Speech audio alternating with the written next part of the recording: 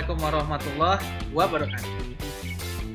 Teman-teman semua, materi hari ini part 1 bagian 1 untuk manajemen proyek perangkat lunak. Wah, ini mata kuliah umum yang ada di biasanya orang-orang komputer, orang-orang IT, baik itu yang ambil jurusan informatika ataupun sistem informasi dan lain sebagainya. Ini cenderung tak lepas dari bagaimana memanage sebuah proyek perangkat lunak. Seperti kita ketahui, pekerjaan kita ini adalah lulusannya nanti diharapkan untuk jadi software engineering, perekayasa perangkat lunak. Nah, ketika membuat perangkat lunak ini nggak kayak buat mie instan, dibuka, direbus, langsung jadi dimakan. Enggak. Ada beberapa tahap yang harus dilalui. Kenapa? Karena jangan salah kaprah. Itu kita sering salah kaprah karena kita ini adalah programmer. Jadi bukan yang punya sistem. Bukan yang menginginkan sistem itu seperti apa. Kita adalah pembuatnya yang menerjemahkan keinginan dari pengguna untuk dibuatkan aplikasi software. Nah, kalau tidak di-manage dengan baik, maka pengembangan aplikasi ini tidak akan berjalan dengan baik. Kita ketahui bersama bahwa seandainya saja nih kita membuat aplikasi, kita ketika dapat pesanan nih, tolong buatin saya aplikasi untuk sistem perbankan misalkan, oke, saya akan buatin. Saya akan buat sesuai kehendak dan mimpi saya aja. Wow, saya mikir pengennya gini. Tapi setelah dikonfirmasi, itu nggak sesuai dengan keinginan pengguna. Mau nggak mau, mundur tuh pekerjaan. Balik lagi dari awal. Balik lagi dari tahapan analisis, desain, dan seterusnya. Ini akan membuat budget lebih bengkak pengerjaan. Padahal harga proyeknya itu akan fix. Kita akan bahas mengenai manajemen proyek perangkat lunak.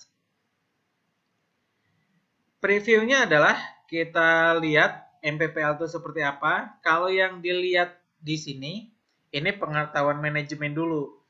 Seperti yang kita ketahui bahwa ilmu IT ini tidak lepas dari kegiatan manajerial, manajemen. Karena itu bohong, misalkan kalau orang IT itu orang yang nggak bisa bergaul, harus di depan komputer. Tidak, karena ini adalah ruang lingkup ilmu manajemen juga akan masuk ke dalamnya. Manajemen adalah proses planning, merencanakan. Ingat nih, pekerjaannya merencanakan. Kemudian mengorganisasikan. Kemudian dia memimpin. Kemudian mengendalikan kegiatan-kegiatan yang ada di dalamnya untuk mencapai sasaran sebuah organisasi. Karena jika aplikasi itu menjadi sebuah proyek, maka ini akan melibatkan orang yang banyak. Tidak mungkin semua akan dikerjakan sendirian. Itu nanti akan diabetes tuh orangnya. Karena kebanyakan pekerjaan, dikasih janji, dia sering mengirimkan janji-janji manis. Ini akan selesai pada waktunya, ini akan sesuai ekspektasi. Padahal tidak akan seperti itu. Jadi lebih baik adalah pekerjaan ini diatur dalam sebuah manajemen proyek yang baik.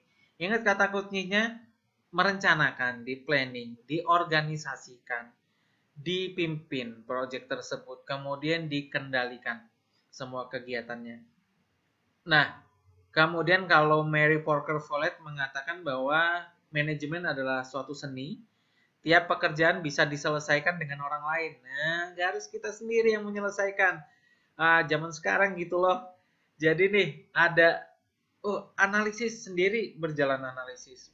Desain sistem, baik, orang ngedesain sistem. Bahkan desain interface, ada yang orang codingnya bagus, jago dia coding. Tapi buat interface nggak keru-keruan, nggak enak dilihat. Orang malas pakai aplikasinya, padahal itu aplikasi hebat. Dilihat interface-nya seperti apa. Dilihat keinginan orang itu interface-nya bagusnya seperti apa, itu gunanya. Jadi pekerjaannya itu dibagi-bagi. Part per part, bagian per bagian. Kemudian manajer, orang yang sebagai manajer itu tugasnya mengatur dan mengarahkan.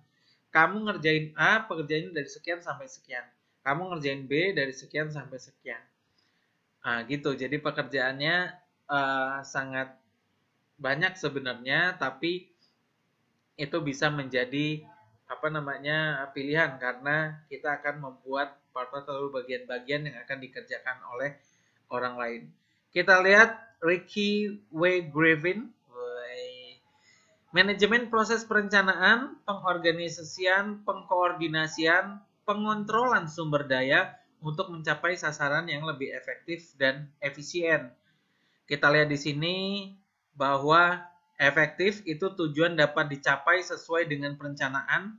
Ini penting banget dalam sebuah manajemen proyek. Kemudian efisiensi bahwa tugas yang dilakukan itu secara benar, terorganisir, dan sesuai dengan jadwal. Jika Griffin ini menyatakan bahwa, ini benar adanya. Kita harus menyesuaikan dengan jadwal, perencanaan, planning. Buat sistem itu, walau siklusnya memang muter ya. Jadi mulai dari SDLC itu kan muter. Dari analisis, desain, implementasi, dan seterusnya. Maintenance balik lagi ke analisis. Tapi semuanya ada range waktunya.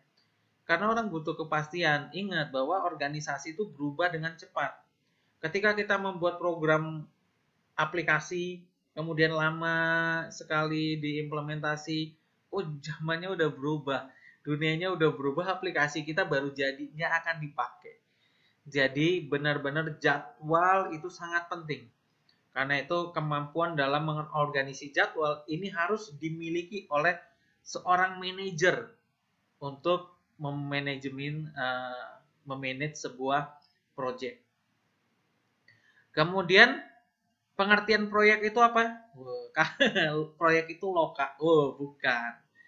Proyek. Ya, proyek kita tahu ada sebuah pekerjaan yang ditugaskan kepada kita sesuai dengan keinginan si pemberi proyek dengan waktu dan budget yang terbatas. Gitu ya. Jadi ada beberapa hal. Kita lihat di sini pengertiannya. Proyek adalah kegiatan yang kompleks, banyak pekerjaannya, tapi dia tidak rutin. Dia tidak menjadi hal yang rutin. Kemudian dan usaha satu waktu yang dibatasi oleh waktu, anggaran, sumber daya, spesifikasi kinerja yang dirancang untuk memenuhi kebutuhan customer.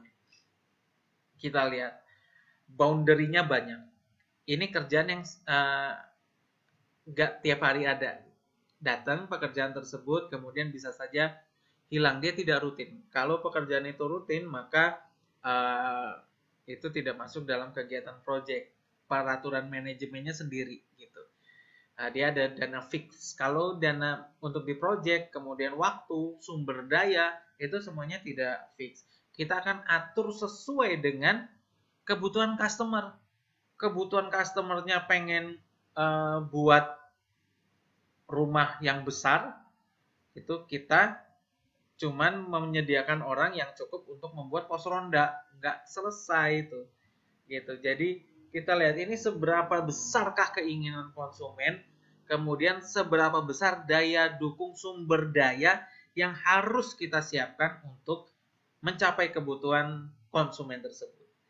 Begitu ceritanya. Nah, atribut, proyek itu punya atribut. Kita lihat, yang pertama proyek memiliki tujuan khusus. Janganlah dikerjain nih teman-teman, kalau ada proyek, buatin aplikasi dong. Aplikasi apa? Apa ya? Ya pokoknya buatin gua aplikasi yang bikin perusahaan gua naik pendapatannya. Tapi kita nggak dikasih arahan yang jelas, ini mau buat aplikasi apa. Jadi harus ada tujuan khusus. Goalnya pengen apa, kemudian apa saja yang harus difikskan dan diselesaikan. Karena kalau tujuan ini tidak clear dan tidak jelas, maka saya yakin proyeknya tidak akan selesai. Karena kita nggak ada tujuan, kita nggak ada titik capaian yang jadi feedback tolak dari kita. Nah ini harus ada. Jadi proyek harus menghasilkan suatu produk khusus, layanan dan hasil akhirnya. Kemudian proyek juga bersifat sementara, nggak selamanya ya. Jadi proyek ini sementara, ada jangka waktu. Jangka waktu yang dilakukan, kemudian dia berhasil. Harus punya awal dan akhir yang jelas. Proyek ini Kapan Mbak selesainya? Ya tunggu saya ini apa namanya dipecat. Wow, itu nggak bisa. Nggak ada timelinenya yang jelas. Harus ada awalnya kapan, selesainya kapan. Jadi kita bisa ngatur. Yang pertama ngatur sumber daya, ngatur pekerjaan itu kapan selesai, kemudian mengatur berapa budget yang harus kita keluarkan untuk project tersebut. Motor siapa itu? Kemudian proyek membutuhkan sumber daya yang bias dari beberapa area. Banyak area yang kita ambil, kemudian sumber daya itu berapa hardware, software, ada mungkin jaringan, ada mungkin banyak sekarang mungkin butuh kita butuh injek aplikasi lain, kita butuh license dan lain sebagainya. Itu bisa jadi kebutuhan dari sumber daya project. Kemudian project ini harus memiliki pelanggan utama. Kalaupun nggak ada, kita definisikan dulu siapakah pelanggan utama kita ini yang akan memakai produk kita. Membuat aplikasi ojek online misalkan, siapa pelanggan utamanya? Definisikan dulu. Siapa saja yang bisa menjadi pelanggan utama kita. Primary kita utama, kemudian yang mensponsori pekerjaan ini. Teman-teman kalau buat project, ini saya dapat project untuk ngebuat aplikasi sesuatu yang besar. Siapa yang ngedanain? Ya nggak ada, kita iseng-iseng aja kita buat. Percuma teman-teman buat. Nyape-nyapein waktu, aplikasinya nggak akan dipakai. Kenapa? Karena nggak akan sesuai dengan kebutuhan. Kemudian project ini akan melibatkan ketidakpastian. Karena setiap project ini bersifat unik dan sulit untuk menentukan objektivitas dari sebuah proyek. Akan jelimet ya. Jadi semuanya tidak pasti. Kenapa tidak pasti? Karena yang harus mendefinisikan kebutuhan pengguna setiap proyek, ruang lingkupnya sampai mana, itu adalah tugas kita sebagai seorang manajer. Kemudian dikatakan scalable, proyek adalah suatu usaha yang bersifat sementara untuk menghasilkan suatu produk dan layanan yang unik. Nah, ini sudah kita bahas juga. Kemudian untuk menurut Larson, ini untuk memuaskan kebutuhan customer, di samping kemiripan karakteristik, sebuah proyek mampu membedakan proyek tersebut dari proyek yang lain dalam organisasinya. Jangan sampai proyek yang kita kerjakan itu juga sama dikerjakan oleh orang lain. Nah, ini akan percuma kita mengerjakannya, akan menjadi polemik tersendiri. Karakteristik utama kita akan bahas. Pertama, penetapan tujuan. Goalnya apa? Yang tahu goalnya siapa? Yang mesen project. Anda sendiri sebagai seorang developer, sebagai project manager, menentukan tujuannya, bukan hak Anda. Anda itu cuma pekerja, ya, yang akan mengatur. Tapi tujuan dari kenapa sistem itu dibuat, project itu ada, adalah si pemilik project. Orang yang ngebiayain Anda untuk menjalankan kegiatan ini gitu. Jadi ya tahan-tahan ego sedikit lah. Jadi ini penetapan tujuan. Kita harus pastikan tujuannya itu apa. Dan tujuan itu biasanya maknanya bias. Saya ingin agar perusahaan saya ini lebih dikenal, itu tujuan. Saya ingin agar saya lebih mudah dalam memproses keuangan, itu tujuannya. Tujuannya general dan itu impian dari si pemilik sistem ketika aplikasi Anda sudah selesai. Kemudian biasanya melibatkan beberapa departemen dan kita juga melibatkan profesional. Kita orang IT nggak jago di semua bidang. Satu jago desain, satu oke programmer, tapi belum tentu dia jago security dan lain sebagainya gitu. Profesional itu kita akan libatkan di dalam project kita untuk membuat sebuah project yang lebih maksimal. Kemudian biasanya kita melakukan sesuatu yang belum pernah dilakukan sebelumnya di perusahaan. Ya agak aneh sih kalau perusahaan itu udah ada sistemnya, itu terus kita disuruh bangun sesuai dengan yang ada, itu kecil kemungkinan. Yang banyak itu adalah, ini silakan dilakukan pengembangan lebih lanjut. Nah, itu lebih realistis. Kemudian ada waktu, spesifik waktunya, 3 bulan, 2 bulan ngerjainnya atau 6 bulan, spesifik. Biaya, oh ini selesai 100 juta, 200 juta, 4 miliar atau ucapan terima kasih. Nah, itu ada biayanya. Kemudian ada kebutuhan yang spesifik. Satu-satu kebutuhan itu kita harus definisikan kebutuhannya itu apa. Nah, ini adalah karakteristik utama dari sebuah project. Kemudian teman-teman ada HUGES, ini karakteristik dari proyek software. Dia invisibility, kemudian complexity, kompleks ya, conformity dan flexibility. Itu bahasan menurut HUGES. Nah, kemudian kalau kita lihat di HUGES itu invisibility itu apa sih? Dalam sebuah proyek, kemajuannya tidak dapat dilihat secara langsung. Oh, nggak bisa ngelihat. Kalau orang bangun jembatan, kelihatan tuh, jreng, jembatan berdiri. Kemudian kalau orang bangun jalan raya, kelihatan ya, jalan raya, ini kurang bagus nih, jalannya kurang tebel dan sebagainya. Atau jalannya, ini jalannya mulus banget, enak banget. Tapi kalau software enggak. Software jadi, kemudian tidak bisa dilihat secara langsung, kecuali digunakan dalam jangka waktu tertentu, kemudian tercapai nggak tujuannya, gitu. Kita buat software untuk meningkatkan penjualan di sebuah supermarket misalkan. Wow, kita buat aplikasi macam-macam. Cuk, cuk, cuk, cuk, cuk. Udah jadi, oke, silakan dipakai. Sebulan, 2 bulan make, 3 tahun, 4 tahun, 70 tahun pakai aplikasi, pendapatannya nggak naik. Wow, fail aplikasi Anda. Itu tidak mencapai tujuannya. Ngapain buat aplikasi? Mendingan dia biasa aja. Jadi tujuannya harus tercapai. Tapi ini tidak bisa dilihat secara langsung. Itu yang disebut dengan invisibility. Kemudian step-stepnya juga nggak bisa dilihat. Kalau bangun rumah kan enak ya, fondasinya selesai, wow, oke udah fondasi. Bangun tembok, oke udah buat tembok. Bangun atap, wih cakep, atapnya udah ada. Sip. Kalau aplikasi nggak kelihatan bedanya. Kadang memang customer itu nggak sabar. Mana aplikasinya kok belum jadi-jadi? Mana aplikasinya kok nggak ada? Saya udah 2 minggu ini nunggu. Karena nggak bisa dilihat. Bangun fondasinya nggak bisa dilihat. Bangun temboknya nggak bisa dilihat. Nih Pak, kita udah tunjukin nih database-nya. Ini rancangan database-nya. Nggak terima dia. Karena aplikasi itu orang akan melihat secara utuh nanti ketika udah selesai, udah jadi.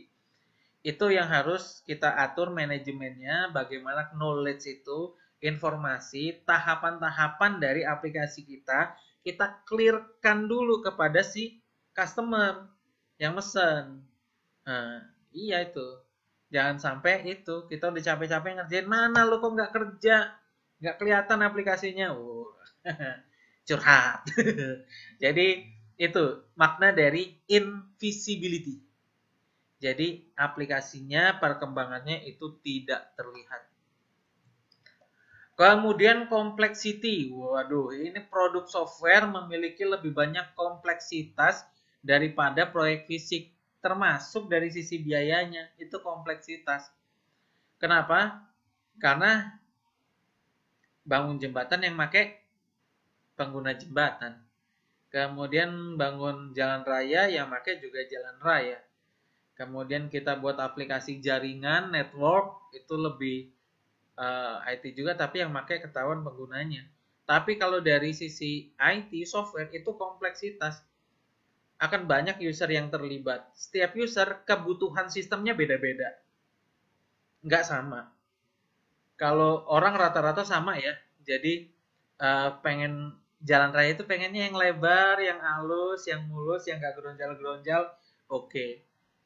Kalau buat aplikasi, orang nggak bisa maunya sama semua.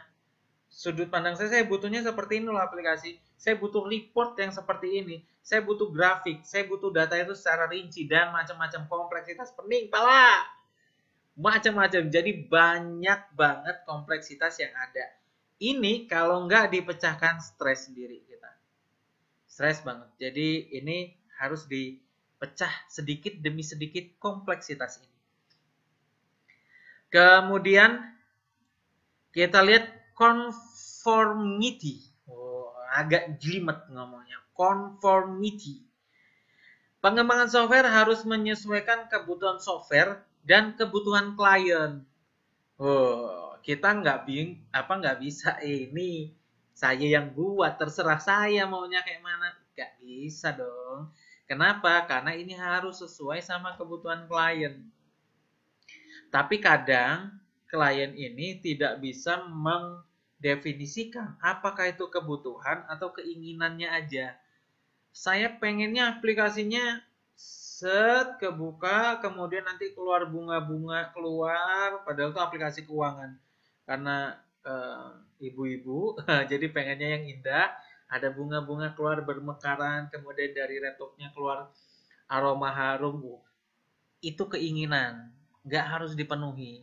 Kita harus melihat kebutuhan sistem itu running seperti apa. Ketika Anda terjebak pada keinginan klien, maka kebutuhannya bisa saja tersingkirkan. Karena itu ini harus conformity. Kenapa? Karena individual itu nggak konsisten. Pagi minta tempe, malam minta ayam goreng. Enak ayam goreng. Berubah-ubah, yakinlah. Hari ini mintanya gini, udah jadi nih, berkeringat nih kita buatnya udah selesai. Kasih, beginikah yang Bapak inginkan? Kayaknya berbeda deh. Waduh, mulai kita. Jantungnya berdegup-degup. Karena itu harus dikonfirmasi. Semua permintaannya harus dicatat. Misalkan nih, hari ini Bapak minta untuk aplikasi itu bisa A, B, C, D. Catat semuanya, tanda tangan, dikonfirmasi, oke tanda tangan. Kita buat aplikasi, ketika menghadap lagi untuk diverifikasi, Pak ini sudah saya buatkan sesuai dengan keinginan Bapak. Oh, kayaknya bukan seperti ini loh. Kita tunjukkan, ini Bapak sudah membuat draft di awal, acuan kerja kami. Kalau kami harus mundur, ada konsekuensinya. Konsekuensinya waktunya juga mundur, biaya juga bertambah. Begitu ceritanya. Jadi harus konsisten. Kalau aplikasi nggak konsisten, nggak selesai-selesai. Saran, jangan kerjain dulu sebelum semuanya clear. Sebelum semuanya konsisten, jangan dikerjain dulu. Ini conformity. Kemudian, nah ini yang terakhir ada flexibility. Software harus bisa diubah dengan mudah. Ini biasanya dilihat sebagai suatu kekuatan. Kalau ada perubahan, mendesak kita punya panduannya, kita punya aturan-aturan software yang harus dijalanin, kita punya dokumentasinya yang untuk mengakomodir perubahan lingkungan bisnis. Ini harus kita pahami bahwa lingkungan bisnis itu akan berubah. Ketika program ini diimplementasi, dilaksanakan, ternyata berubah regulasi, berubah aturan, mau nggak mau ini software harus berubah. Akan sangat disayangkan sekali kalau ketika organisasi ini berubah, ini program kita remukin terus kita ganti baru, program yang ada boros banget, maka dibuatlah agar software itu fleksibel. Dia atur modul per modulnya, dia akan diatur dokumentasinya agar bisa lebih mudah dikerjakan. Baik, bahasannya sampai seperti ini dulu di part pertama di manajemen proyek perangkat lunak. Kita akan kembali lagi di pertemuan selanjutnya.